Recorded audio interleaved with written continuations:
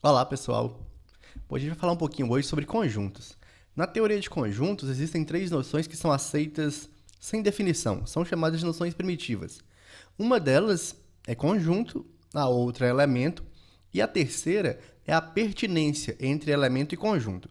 Essas noções primitivas, que são aceitas sem definição, é que não tem uma definição formal certinha para elas, mas a gente consegue, através da imaginação, visualizar o que seria isso. Então, por exemplo, quando a gente fala de um conjunto, várias coisas vêm à cabeça da gente. Por exemplo, poderia ser um conjunto de moedas antigas, uma banda, um conjunto musical, né? Um conjunto de camisas que eu tenho de tal cor, enfim. A gente pode imaginar vários tipos de conjuntos. A gente pode ver conjunto como um agrupamento, né? O elemento, ele é o termo que faz parte do conjunto. Então, por exemplo, se eu falar de um conjunto de moedas antigas, as moedas que eu tiver antigas são os elementos desse conjunto.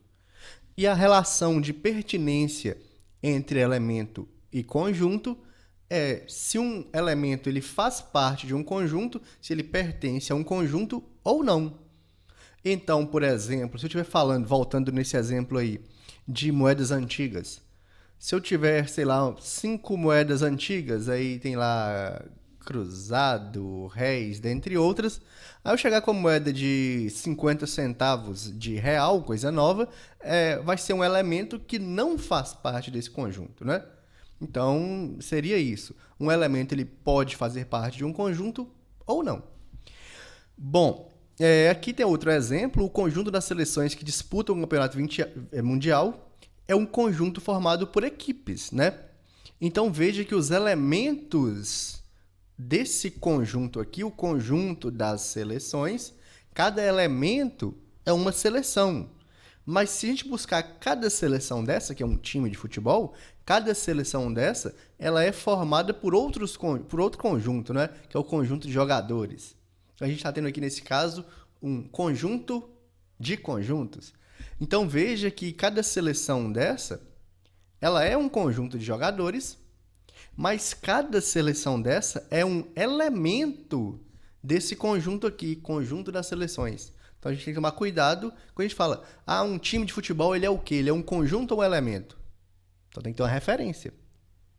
Um time de futebol ele é um conjunto de jogadores, mas ele é um elemento de um campeonato, por exemplo, um campeonato formado por tais times, né? Então cada time passa a ser um elemento desse conjunto maior. Bom, a gente indica normalmente os conjuntos com letra maiúscula e os elementos, quando são letras no caso, a gente usa a letra minúscula.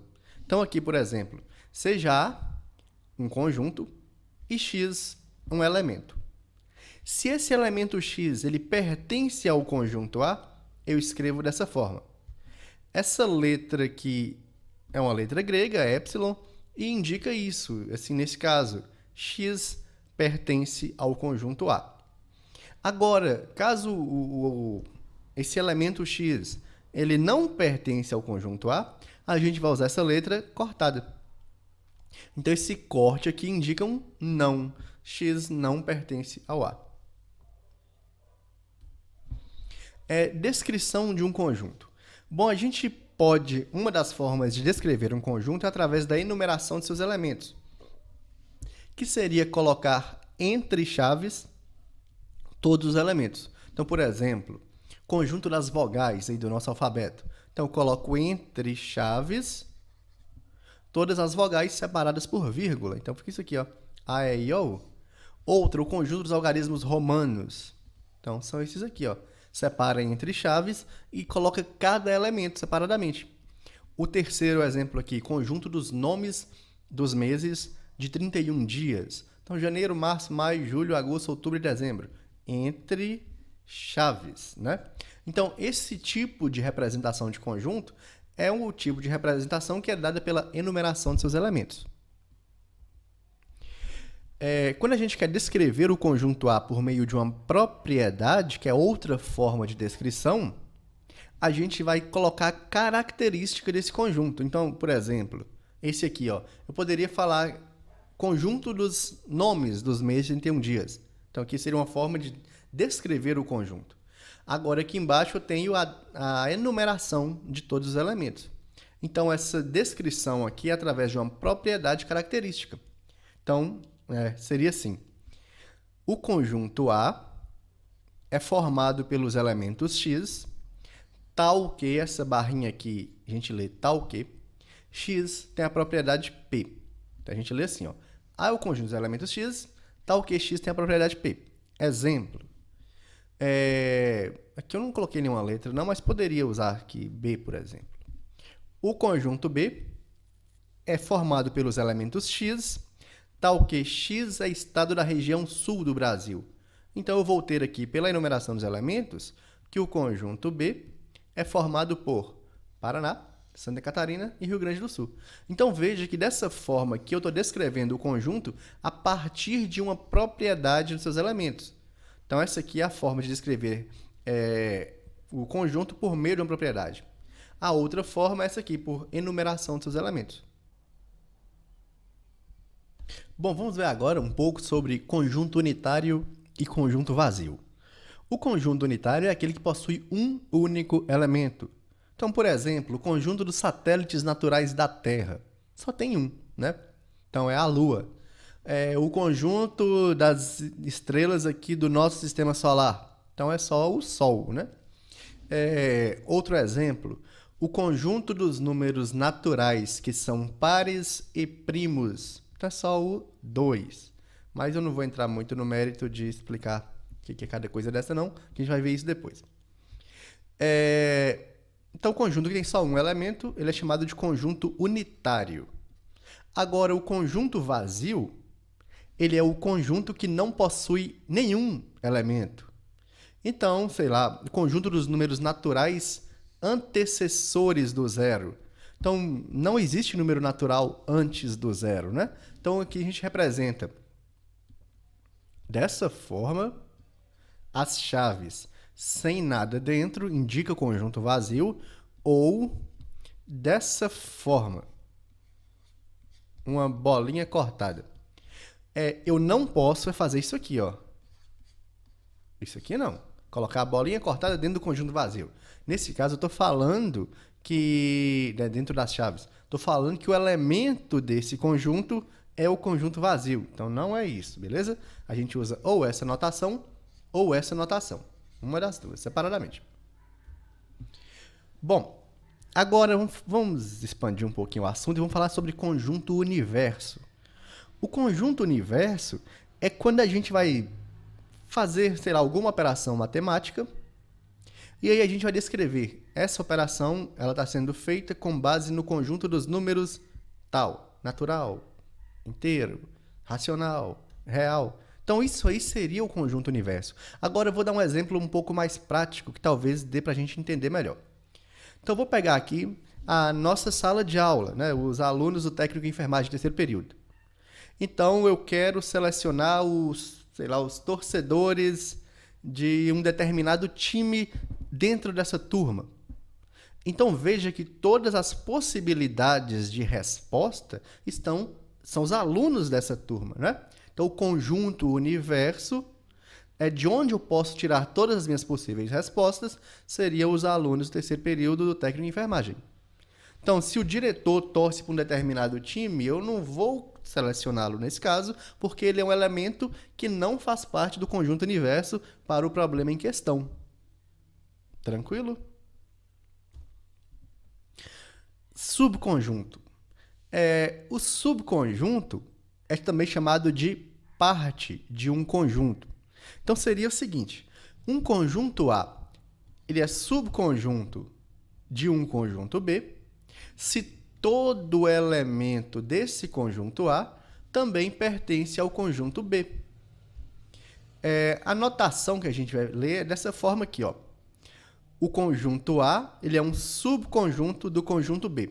E a gente lê assim, ó, A é subconjunto de B, ou ainda, a mesma coisa, a mesma notação aqui, A está contido em B. Ou ainda, menos usual, mas pode acontecer, A é parte de B. E a notação é o seguinte, o A está contido em B se e somente se para todo x, x pertence a A, implica que o x pertence a B. Então, vou dar um exemplo aqui que eu acho que vai facilitar um pouquinho para a gente. Então, o conjunto A aqui, não precisa ser assim, não pode ser assim, mais fácil.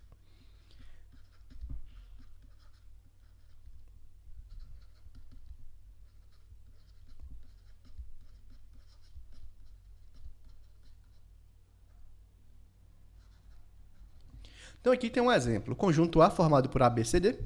O conjunto B formado por A, B, C, D, M, N e P. Então, veja que qualquer elemento que eu pegar aqui do conjunto A, ou seja, qualquer x, qualquer elemento x que pertence a A, ele também pertence a B. Então, por exemplo, o elemento A, ele pertence a B. O elemento B, minúsculo aqui, né? Ele pertence ao conjunto B. O elemento C, ele pertence ao conjunto B. O elemento D pertence ao conjunto D. Desculpa, o elemento D pertence ao conjunto B, né? Então, veja que todos os 4 elementos do A são elementos do B. Ah, tem esses outros aqui. Esses outros não interessam nesse caso. O importante para a gente é observar aqui no A, se todo elemento do conjunto A é elemento do conjunto B. Se isso acontecer, então o A está contido em B. Depois eu apago isso. Reunião de conjuntos. Ou união de conjuntos. A gente tanto faz a nomenclatura aí, indicam a mesma coisa. Então, assim, dados dois conjuntos A e B, chama-se de reunião ou de união de A e B o conjunto formado pelos elementos que pertencem a A ou a B. Ou seja, eu vou juntar todo mundo de A e todo mundo de B. Então, os elementos que estão aqui nesse A união B, eles são de A ou são de B. Ah, mas tem que ser só de um ou do outro separadamente? Não. Quando a gente fala ou em matemática, a gente está falando que o elemento ele tem que pertencer a A, ou tem que pertencer a B, ou tem que pertencer aos dois, porque um elemento que pertence aos dois, ao A e ao B, ele pertence ao A, né? E também ele pertence ao B. Então, aqui voltando aí para um exemplo qualquer. Então, seja o conjunto A, eu vou pegar outras coisas aqui, 1, 7, 9, 12. E o conjunto B, 1, 9, 11, 13. Pronto, 4 para cada um. Quando eu faço A união B, o que eu vou fazer é juntar tudo do A e do B. Os que se repetem eu não copio duas vezes. Então, vai ficar aqui o 1, 7, 9, 11, 12 e 13. Aí, pegando qualquer elemento do A união B, qualquer um desses aqui, por exemplo, o 7. O 7 pertence ao A? Sim. Então, ele já faz parte da união B. O 7 pertence ao B? Não. Então, esse 7 aqui, ele pertence só ao A, mas ele pertence ao A união B. Agora, veja o 9. Veja o 9 aqui. O 9 pertence ao A ou ao B? Sim, porque ele pertence ao A. Então, ele pertence ao A ou ao B. Ele pertence ao B. Então, ele pertence ao A ou ao B. Agora, o 12 é só do A aqui. Então, ele pertence ao A ou B? Sim, né? Então, basta que um ocorra. Inclusive, peraí, vamos continuar aqui. Uma diferença agora a gente vai ver na questão da interseção, que é a diferença aqui do conectivo. A diferença que faz o ou para o i. Então, quando a gente fala assim, ó, o elemento pertence ao A ou ao B, basta que um ocorra, mas se ocorrer os dois, tá ótimo também, certo? Então, o elemento que pertence ao A ou ao B, ele pode pertencer ao A, ele pode pertencer ao B apenas, ou aos dois. Então, tem que tomar cuidado com isso. Agora, quando a gente fala assim, interseção de conjuntos, que são os elementos que pertencem ao A e ao B, aí necessariamente tem que ser os dois ao mesmo tempo. Então, voltando aqui para esse mesmo conjunto A e para esse mesmo conjunto B, dados aqui, o A inter B, assim, a notação, a diferença dos dois é o seguinte, com esse símbolo virado para cima, no formato de um U, a gente tem a união de conjuntos. Com ele virado para baixo, esse U aqui de cabeça para baixo, a gente tem a interseção de conjuntos. Então, na interseção de conjuntos, agora eu vou tomar cuidado, que são os que se repetem nos dois. Então, é o 1, que se repete, o 7 não, o 9 se repete, o 11, o 12 e o 13 não. Então, nesse caso, fica apenas o 1 e o 9. Então, união de conjuntos é juntar todos dos dois conjuntos. Interseção de conjuntos é os elementos que se repetem nos dois conjuntos. Um caso particular aqui, suponhamos que o conjunto A seja formado por 1, 3, 5 e o B 2, 4 e 6. Então, para esse exemplo aqui, o A união B é juntar todo mundo. 1, 2, 3, 4, 5, 6. Ah, mas tem que escrever em ordem crescente? Não, não precisa escrever em ordem. Mas, logicamente, fica mais fácil a gente fazer conferências e coisas do tipo quando está tudo em ordem, né? Fica melhor. Agora, prosseguindo, o A interseção B, o A inter B, que a gente lê dessa forma. O A inter B é o que repete no A e no B. Então, veja que aqui no A só tem ímpar, no B só tem par. Então, não tem nenhum que está se repetindo nos dois, né? Então, nesse exemplo aqui, nesses A e B, o A interseção B, o A inter B, é conjunto vazio, que eu posso apresentar dessa forma, bolinha cortada. Diferença de conjuntos. Então, a diferença de conjuntos é o seguinte. Dados dois conjuntos A e B, chama-se diferença entre A e B, ou seja, A menos B. Os elementos, o conjunto A menos B ele é formado pelos elementos de A que não pertencem a B. Então, isso aqui é muito importante. Na hora que eu pego A menos B, eu vou partir do conjunto A e vou verificar quais elementos desse conjunto A não pertencem a B. E aí eu vou tirar, né, os que aparecerem no B e vou ver o que sobra. Então, vamos pegar um exemplo aqui. Vou usar sempre letra ou número, fica mais fácil para a gente organizar os dados. Então, aqui A, B, C, D. E vou pegar aqui no conjunto B,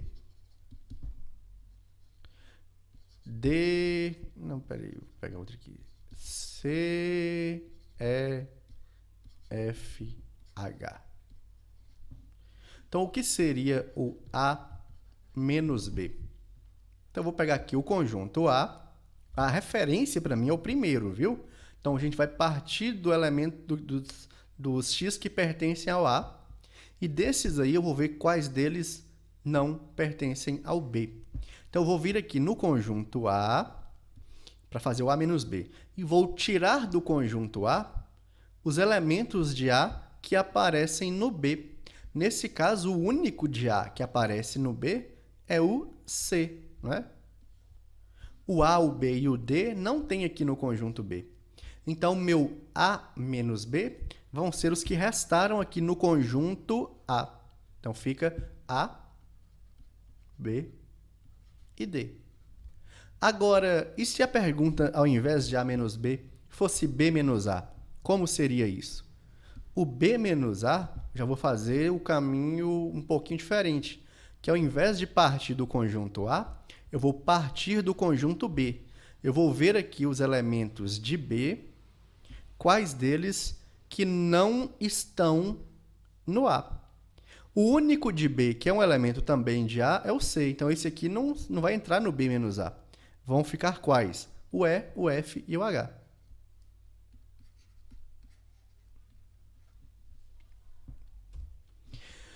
Bom, o resumo básico de teoria de conjuntos, pelo menos a parte inicial, foi essa. Agora, a gente vai falar um pouquinho sobre conjuntos numéricos. A gente vai ver os principais conjuntos numéricos. Assim, existem vários outros, mas os principais para nós, a gente vai ver aqui. Então, vamos começar com o conjunto dos números naturais. O símbolo é esse aqui, ó, esse N com a linha aqui do meio dobrada. É o conjunto formado pelos números inteiros e positivos, e o zero. Então, é 0, 1, 2, 3, 4. Vai até quanto? Pessoal, existem infinitos números naturais. E a propriedade, assim, a propriedade fundamental do número dos naturais é que é uma sequência formada de 1 em 1. Então, sempre vai existir o sucessor de qualquer número natural. O sucessor é quando eu pego um número e somo 1 a ele. Então, por exemplo, o sucessor do 7 é o 8. Né? Então, a propriedade fundamental dos números naturais é que todo número natural tem sucessor. Então, essa informação ela já basta para dizer para mim que existem infinitos números naturais. Existe um menor número natural, que é o zero, e a partir do zero eu somo 1 e vou achando os próximos. Então, vou sempre somando 1 e achando o próximo. Ah, professor, mas se eu pegar um número gigantesco de, sei lá, 90 trilhões e tal, existe um maior que ele? Existe, basta somar 1. Então, por maior que seja o número, se você somar 1 a ele, essa soma continua sendo número natural. Então, você pode fazer isso infinitas vezes, né? Então, existem infinitos números naturais. Não existe um maior número natural. Bom, as operações definidas nos naturais são adição e multiplicação. Ah, mas não dá para fazer conta de menos e divisão com naturais? Dá em alguns casos. Então, por exemplo, o que essa informação está falando comigo é que se eu pegar dois números naturais quaisquer, se eu somar os dois, o resultado é natural, e se eu multiplicar os dois, o resultado é natural. Então, qualquer número, pegou dois naturais, somou, resulta natural. Pegou dois naturais, multiplicou, resulta no número natural, independente de quais você está pegando. Agora, já para subtração e para divisão, ocorre em alguns casos, mas não em todos. Então, por exemplo, 10 menos 3 dá para fazer, dá 7. Agora, 3 menos 10 não dá. Ah, mas eu aprendi que dá menos 7. Sim, mas menos 7 não é número natural, né? Então, nos naturais, a subtração e a divisão, ela ocorre em alguns casos, né? A raiz quadrada também, em alguns casos, mas não é regra. Então, quando a gente fala assim, regra, que ó, são duas operações definidas no conjunto, significa que eu posso somar quaisquer naturais ou multiplicar quaisquer naturais, que o resultado vai ser natural, está garantindo isso para mim. Então, a subtração nem sempre acontece e a divisão também. Então, por exemplo, 9 dividido por 2, pode ser assim ou assim, não gera um número natural, né? Vai dar 4,5. Então, número com vírgula, nos naturais não tem isso. Natural é só número além do zero, é só número inteiro e positivo.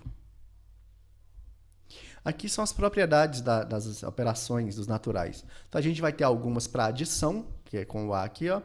A associativa, que diz o seguinte: se eu vou somar três números naturais, A, B e C, eu posso primeiro somar A mais B e depois somar com o C, ou eu posso somar os outros dois, B mais C, e depois somar com A, e esses dois resultados eles são iguais. Então, não altera a ordem que eu somo esses termos, não altera meu resultado final. Outra, comutativa, A mais B é igual a B mais A. Então, 3 mais 5 resulta na mesma coisa que 5 mais 3. Né? A ordem da soma e a ordem das parcelas não altera o resultado. A terceira aqui, o elemento neutro da adição, é o zero. Significa que se eu tiver qualquer número e somar zero, o resultado se mantém naquele número. Né? Então, A mais zero é igual a A. Agora, as três propriedades da multiplicação. É muito parecido. Então, tem a associativa, que se eu vou multiplicar três números, eu posso primeiro multiplicar o A vezes B, depois vezes C, ou eu posso começar por B vezes C e depois vezes A, e o resultado não se altera. Né? Então, essa multiplicação tem o mesmo resultado que essa multiplicação. A comutativa, mesma coisa. Se eu inverter a ordem do produto, não, a ordem dos fatores aí não altera o produto. Então, A vezes B é igual a B vezes A. E a terceira aqui é o elemento neutro da multiplicação, que é o 1. Então, qualquer número vezes 1 resulta nele mesmo. E tem aqui ainda uma outra propriedade, né? Uma sétima propriedade, que é a distributiva da multiplicação relativamente à adição. É aquela propriedade básica que a gente vê lá das setinhas, quando tem uma expressão de mais entre parênteses e um número multiplicando esses parênteses, que a gente faz aqui, ó, A vezes B, conserva o mais e faz A vezes C, né? Então, é aquela propriedade das setinhas, é chamada distributiva. Então, essas são as propriedades dos naturais. Agora, a gente vai falar um pouquinho sobre o conjunto dos números inteiros. Os inteiros, assim, a diferença, o que muda dos naturais para os inteiros, é que nos inteiros, além de ter os naturais, tem também os números negativos, só que também inteiros, então não tem número com vírgula, né? Assim, a necessidade básica desses inteiros é que várias operações nos naturais não funcionavam. Então, quando eu dei aquele exemplo lá, 10 menos... foi 3, eu acho, dá 7, e 3 menos 10 não resulta no número natural. Só que agora, nos inteiros, a gente vê que é possível fazer esse tipo de conta, né? Existem alguns subconjuntos aqui interessantes no conjunto dos números naturais. Então, primeiro, o conjunto dos naturais é esse Z com a linha do meio dobrada. Ele não tem nem começo, não tem o menor número, e nem fim, não tem o maior número. Então, ele começa aqui no menos infinito, aí vai somando 1 a cada termo, igual nos naturais, só que ele começa aqui no menos infinito, né? Então, vem aqui já próximo do zero, menos 3, menos 2, menos 1, 0. Aí começa os naturais, né? No zero aqui, 1, 2, 3 e assim por diante. Então, ele seria, a construção dele aqui, a gente tem esse pedaço de cá, seria o próprio conjunto dos naturais, e os negativos aqui do lado à esquerda do zero. Então, veja que todo número inteiro ele tem um sucessor, né, à direita e tem um antecessor à esquerda. Por isso a gente fala que não tem nem o maior nem o menor número. Ah, o zero não é o menor? Não. Qualquer número negativo é menor que o zero. Na verdade, quando a gente coloca aqui, quando escreve dessa forma, né, na ordem crescente, o da esquerda é sempre menor que o da direita. Então, seguindo esse raciocínio, o número menos 100 ele é menor que o número menos 20. Como a gente visualiza isso? Você pensa assim, se eu devo 100, eu tenho menos do que quando eu devo 20. Porque eu ganhando dinheiro, é mais rápido eu pagar os 20 e ficar com saldo positivo, né? Então, o número menos 100, ele é menor que o número menos 20. Ele está mais à esquerda. Se colocar numa reta numérica, fica até mais fácil de visualizar. Então, seria o zero aqui, os positivos para cá, os negativos para cá. O menos 20, se eu colocar ele aqui, o menos 100 está bem para cá, né? Então, o número que está mais à esquerda, ele é menor que o número à direita. Quando escritos em ordem crescente. Agora, os subconjuntos notáveis aqui dos inteiros. Então, a gente vai ter o Z+. O Z+, é chamado também de conjunto dos números inteiros não negativos. O que é isso? Não são só os positivos, o mais está falando que é número positivo? Não necessariamente nesse caso, porque quando a gente fala Z+, eu estou colocando aqui o zero e os positivos. Então, o zero ele não é positivo, também não é negativo, né? Então, quando eu falo Z+, eu estou pegando o zero e os positivos. Então, esse conjunto aqui é chamado de conjunto dos números inteiros não negativos. Da mesma forma, a gente tem o Z-, que é o zero e os negativos. Então, ele começa aqui no menos infinito e vai crescendo até o zero. Por isso que ele é chamado de conjunto dos números inteiros não positivos, porque ele tem o zero e os negativos. E o terceiro aqui é o conjunto dos números inteiros não nulos. O que é isso? São os inteiros sem o zero. Então, tem todos os negativos, tem todos os positivos, não tem o zero. Bom, sobre as propriedades, além de todas aquelas dos números naturais, aqui a gente tem mais uma, que é chamada de a quarta aqui da adição, que é do elemento oposto. Então, para qualquer número inteiro A, existe o menos A, tal que a soma dos dois dá zero. Então, a gente trabalha subtração aqui nos naturais, aqui nos inteiros, fazendo a soma com o oposto de um número. Então, nesse caso aqui, qualquer número somado com seu oposto dá zero. Mas e se o número for negativo? Tipo assim, se o A for menos 7, então eu vou ter o menos 7 mais aqui dentro menos 7. E isso é zero, porque esse menos vezes menos a gente já sabe como funciona, né? Então é a mesma coisa que menos 7 mais 7.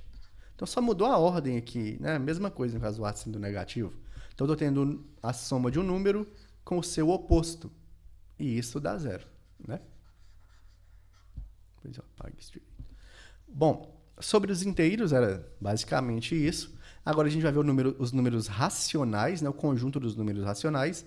São os números que podem ser escritos na forma de fração, onde esses A e B são dois números inteiros, isso é importante. E um detalhe ainda é que o B ele não pode ser zero, né? A gente sabe que a gente não faz divisão por zero na matemática. Então, nesse caso aqui, o A é qualquer número inteiro, positivo, negativo, zero, o A pode. E o B, qualquer número inteiro fora o zero. Então, pode ser positivo, negativo, né? Então, o conjunto dessas frações, onde o numerador e denominador são números inteiros, forma o conjunto dos números racionais. Bom, essa palavra racional vem exatamente do que a gente viu na aula passada, que é razão, né? Razão é divisão entre dois números. Então, uma razão entre dois inteiros forma um número racional. Mas o número natural 10, aleatório aqui, viu? O número 10, ele é racional? Bom, eu consigo alguma divisão de dois números inteiros que resulte 10? Se sim, ele é racional. E sim, né? A gente sabe que, por exemplo, 20 dividido por 2 dá 10. Então, o 20 e o 2 são números inteiros. Então, a fração aqui, a razão, 20 sobre 2, é racional. Logo, o resultado do 20 sobre 2 é 10. Então, o 10 é racional. Outra forma de mostrar isso é que o 10 pode ser escrito como 10 sobre 1, porque 10 dividido por 1 dá 10. E o 1, ele é inteiro, né? Então, eu tenho ali uma razão entre dois inteiros, logo o número 10, por ser escrito assim, ele é racional. Mas é isso. Bom, aqui algumas definições, tá? A primeira delas, duas razões aqui são iguais. Aqui a gente aplica a propriedade fundamental, né? Multiplicando e cruzado. Então, a gente tem duas frações. Para verificar se as duas são iguais, né? Por exemplo, sei lá, 3 oitavos, 12, 32. As duas aqui resultam a mesma coisa, então o que a gente vai fazer? Multiplica cruzado. 8 vezes 12 vai dar o quê? 80 mais 16, 96. E põe igual a outra multiplicação. 3 vezes 32, também 96.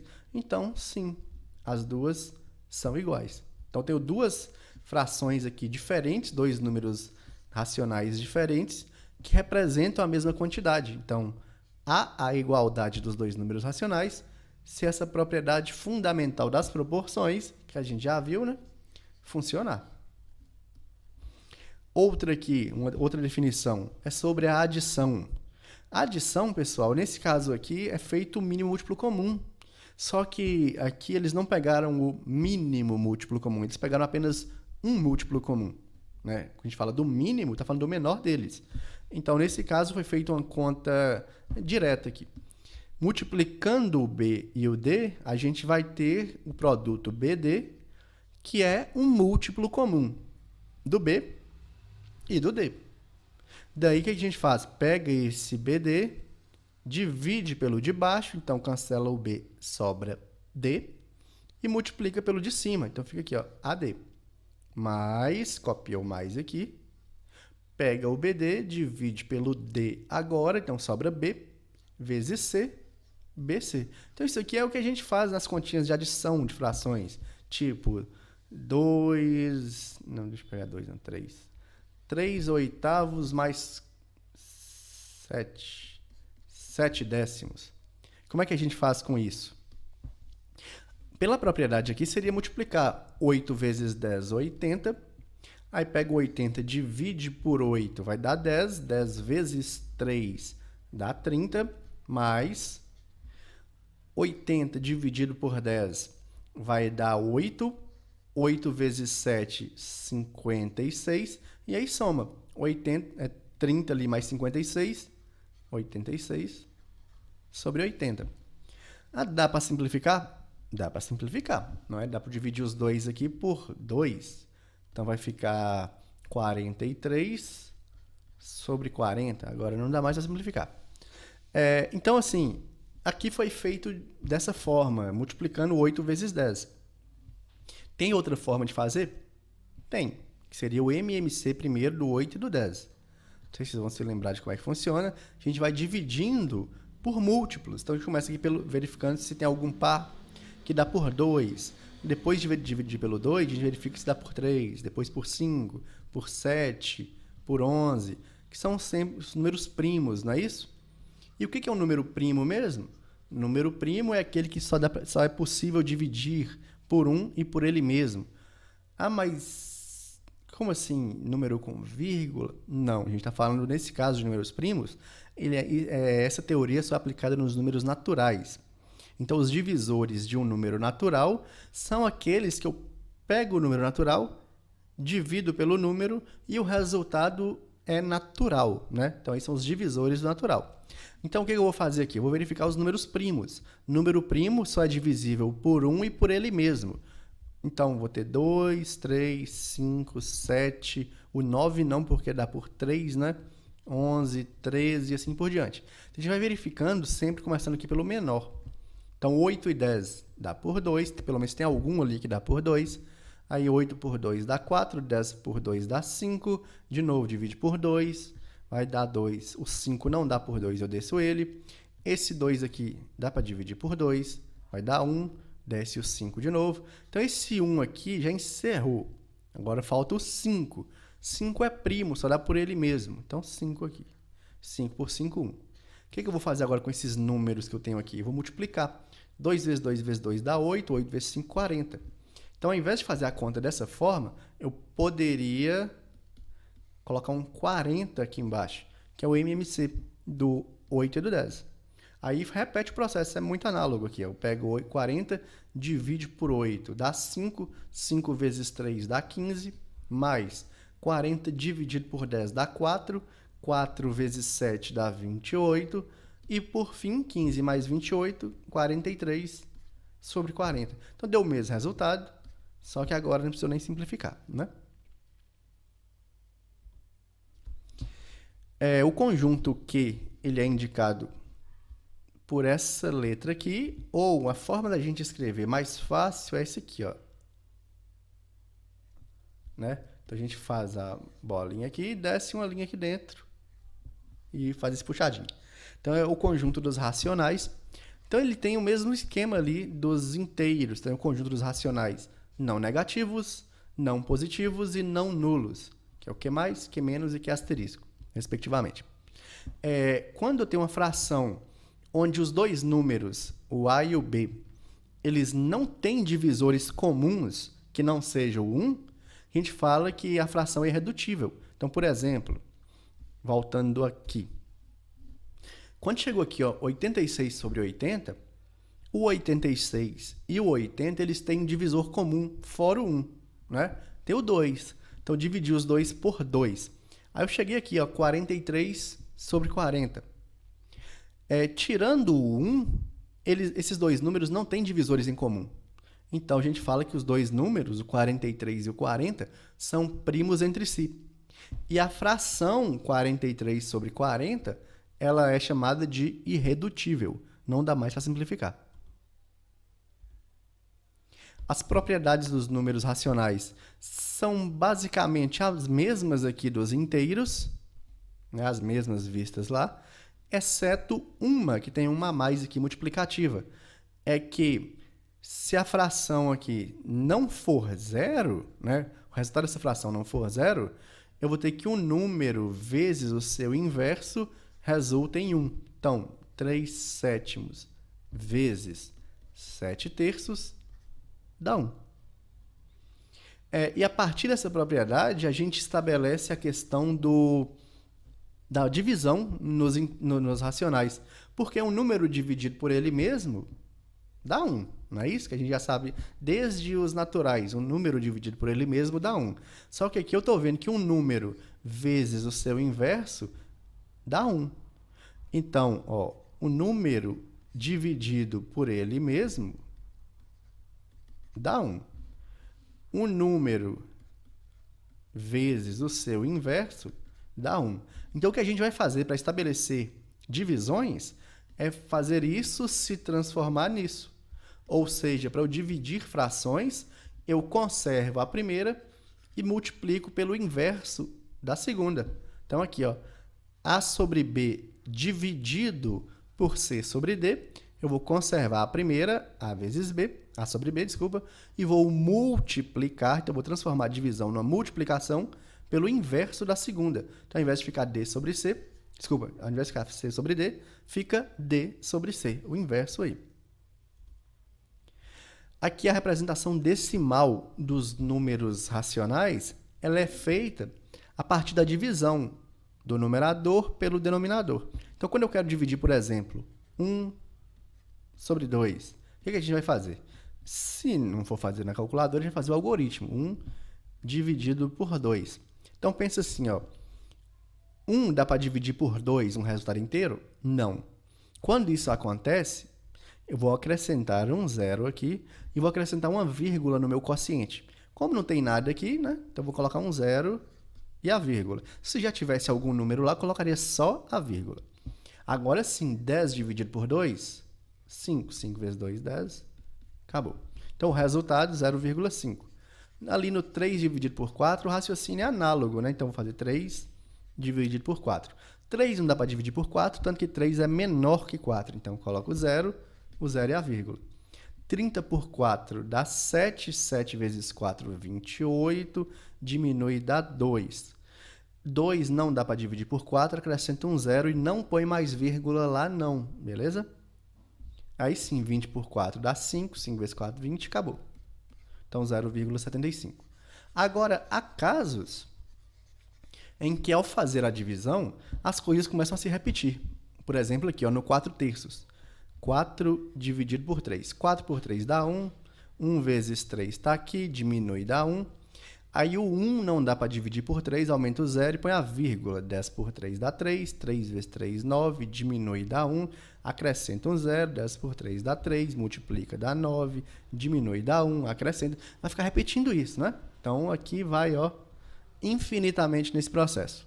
Não vai acabar nunca, né? Então, veja que isso aqui é uma representação decimal infinita, tem infinitas casas decimais, só que essa representação decimal, esse número decimal aqui, ele veio a partir de uma fração, onde o numerador e o denominador são inteiros. Então, isso aqui representa um número racional ainda assim, beleza? Então, isso aqui é chamado de dízima periódica. Então, o que é uma dízima periódica? É um número racional. Então, ele pode ser representado na forma de fração, com os dois sendo inteiros, onde a sua representação decimal consiste em infinitas casas decimais, porém tem alguma parte ali que fica repetindo. Então, essa repetição aí é o período, né? Então, é uma dízima periódica, é que se repete. Então, aqui um exemplo, obter a fração geratriz, ou seja, a fração que gera essa dízima periódica. Bom, a dica, isso aqui é um passo a passo que eu acredito que funciona bem em qualquer situação. Primeiro, pega o número dado e chama ele de uma incógnita, tipo x. Então, x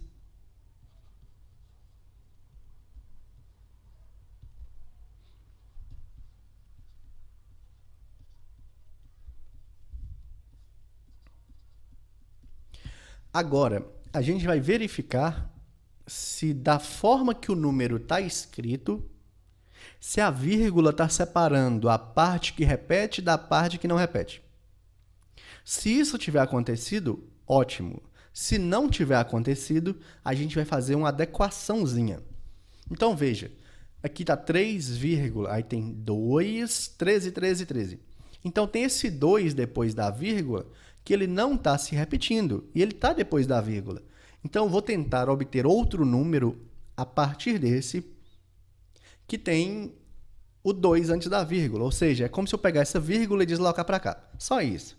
Agora, para eu fazer essa vírgula deslocar para cá, eu posso fazer isso multiplicando por 10. Se a vírgula vai andar só uma casa, eu multiplico por 10.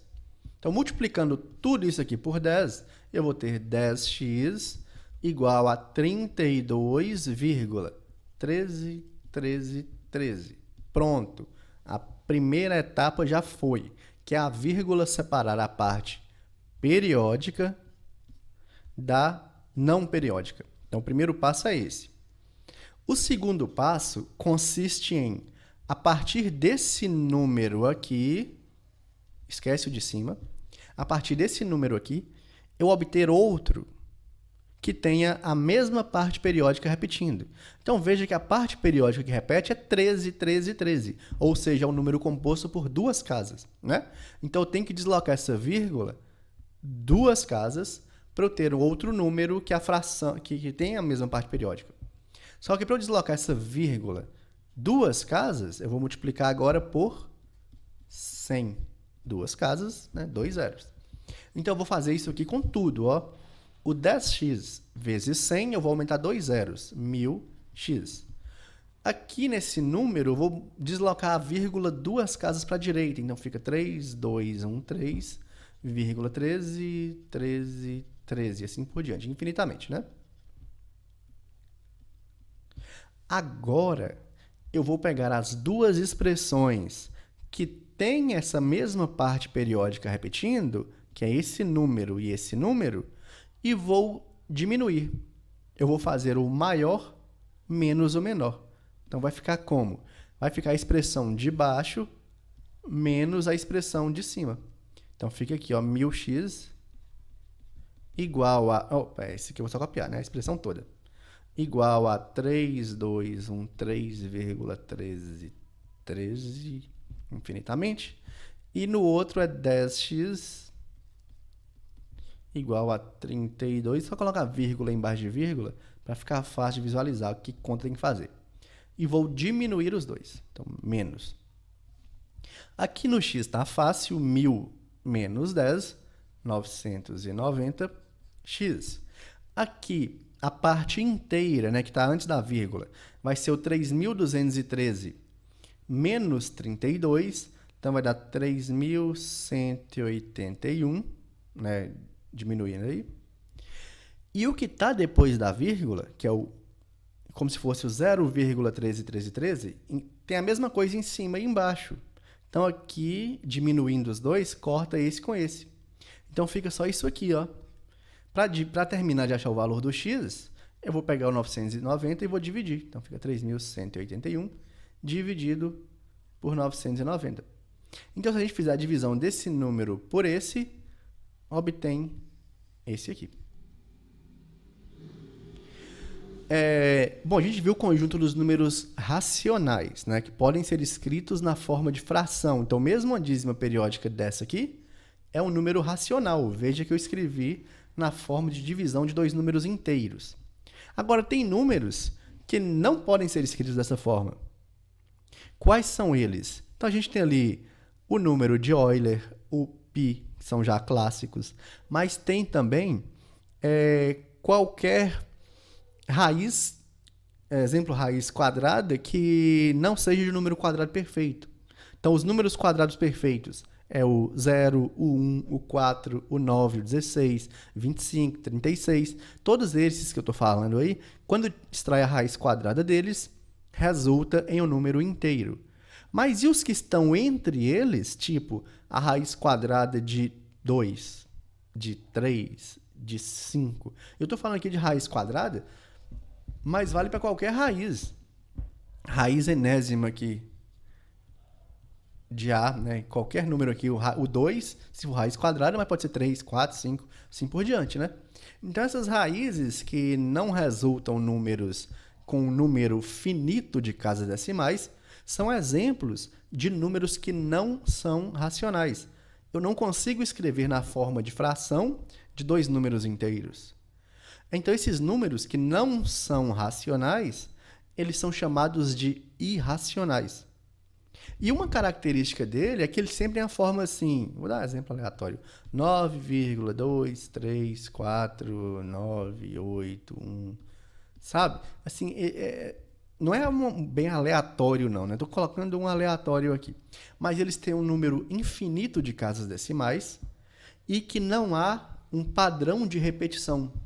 Então, se você pegar um computador avançado e colocar para calcular a raiz quadrada de 2, já fizeram isso, já obteram mais de 1 bilhão de casas decimais depois da vírgula e não teve um padrão de repetição, ficava sempre constante ali, né? Então, é um número, é um exemplo aqui, o raiz de 2, que não pode ser escrito na forma de fração onde o A e o B são inteiros.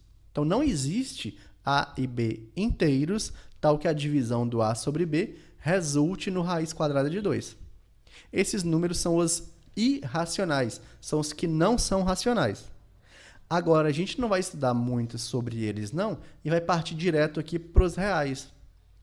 Porque os reais, eles são a união dos racionais com os que não são racionais. Então, os irracionais, certo? Então, a gente, para não ficar trabalhando separadamente, A é racional, A não é racional, então juntou tudo em um só.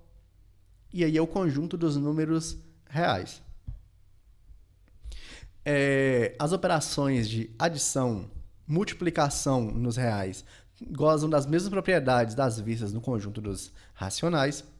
Também é definida a subtração e a divisão nos reais, ou seja, qualquer, assim, a divisão no R sem o zero, né?